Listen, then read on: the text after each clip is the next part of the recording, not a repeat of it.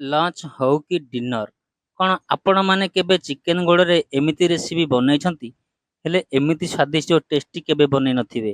ୟାକୁ ଥରେ ଖାଇଲେ ମଟନକୁ ବି ଭୁଲିଯିବେ। ଏଇ ଏବେ ଆମର ଦେଖୁନାହାନ୍ତି। ରେଡି ହେଇଗଲା କୁକୁଡ଼ା ଗୋଡ଼ ଆଉ କରାଟ।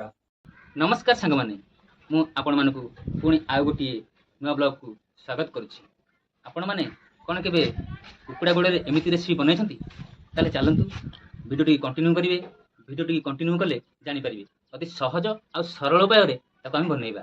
ଆମ ଚ୍ୟାନେଲରେ ଆପଣ ଯଦି ପ୍ରଥମ ଥର ଆମର ଭିଡ଼ିଓଟିରେ ଗୋଟେ ଲାଇକ୍ ଦେବେ ଆଉ ଆମର ଚ୍ୟାନେଲଟିକି ସବସ୍କ୍ରାଇବ୍ କରି ରଖିବେ। ତାହେଲେ ଚାଲନ୍ତୁ ଆଜିର ବ୍ଲଗଟିକୁ ଆରମ୍ଭ କରିବା। ଆମେ ପ୍ରଥମେ ଗ୍ୟାସ୍ ଲଗେଇ କଡ଼େଇ ବସେଇବା। ଏବେ କଡ଼େଇ ଗରମ ହେଇଗଲା, ତେଲ ଟିକେ ପକେଇବା। ତେଲ ଗରମ ହେଇଗଲା, ଏବେ ଟିକେ ପିଆଜ ପକେଇବା। ଆମେ କଟା ପିଆଜ ଟିକେ ପକେଇବା। ପିଆଜଟା ଟିକେ ଏବେ ନାଲି ହେବା ପର୍ଯ୍ୟନ୍ତ ଟିକେ ତାକୁ ଭାଜିବା। ଏବେ ପିଆଜ ଟିକେ ନାଲି ହେଇ ଆସିଲା। ଏବେ କ'ଣ କରିବା ନା ଅଦା ରସୁଣ ପକେଇଦେବା। ତାକୁ ଭଲସେ ଟିକେ ଭାଜିଦେବା। ଏବେ ଟିକେ ତା ଦେହରେ ଅଳ୍ପ ଟିକେ ପାଣି ପକେଇଦେବା ମସଲା କଷିବା ପାଇଁ।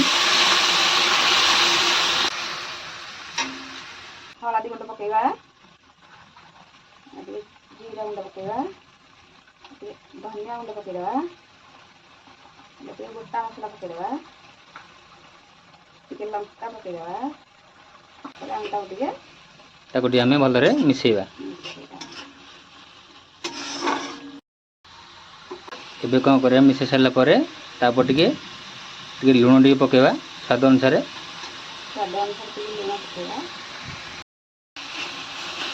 ଏବେ ମସଲା ରେଡ଼ି ହେଇଗଲା। ଏବେ ଗୋଡ଼ ଆଉ କରାଟକୁ ପକେଇବା। କୁକୁଡ଼ା ଗୋଡ଼ ଆଉ କରାଟ ପକେଇ ଦିଅ। ବାସ୍, ଏବେ ମିକ୍ସ କରିଦିଅ ଭଲରେ ଟିକେ।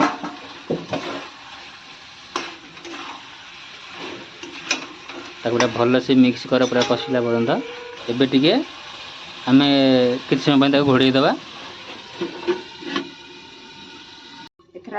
ଏଥର ରେଡ଼ି ହେଇଗଲା, ଆମେ ଏବେ କାଢ଼ିବା। ପୁରା ବଢ଼ିଆ ସେ ବନିଯାଇଛି। ଗୋଟେ ପ୍ଲେଟ୍କୁ ଆଡ଼େଇ ଦିଅ। ପ୍ଲେଟ୍କୁ ଟିକେ ଏଥର। ବାସ୍, ପୁରା ରେଡ଼ି ହେଇଗଲା।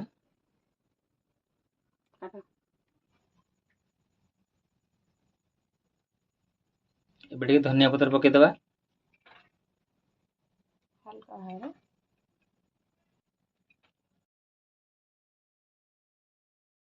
ଏବେ ଆମର ରେଡ଼ି ହେଇଗଲା କୁକୁଡ଼ା ଗୋଡ଼ ଆଉ କରାଟ। ଚାଲନ୍ତୁ ଖାଇକି ଦେଖିବା।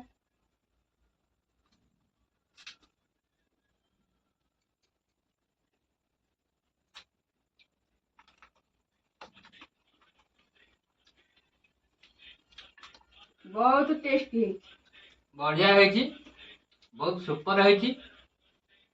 ଆପଣମାନେ ଏମିତି ଥରେ ବନେଇକି ଦେଖନ୍ତୁ ଆଉ ଖାଆନ୍ତୁ। ଯଦି ଭିଡ଼ିଓଟି ଭଲ ଲାଗିବ ତାହେଲେ ଗୋଟେ ଲାଇକ୍ କରିବେ, ଆମ ଚ୍ୟାନେଲକୁ ସବସ୍କ୍ରାଇବ୍ କରିବେ। ଆଜିର ଭିଡ଼ିଓଟି ଏତିକି। ରହିଲୁ, ଜୟ ଜଗନ୍ନାଥ। ପୁଣି ଦେଖା ହବ ଆଉ ଗୋଟେ ଭିଡ଼ିଓରେ।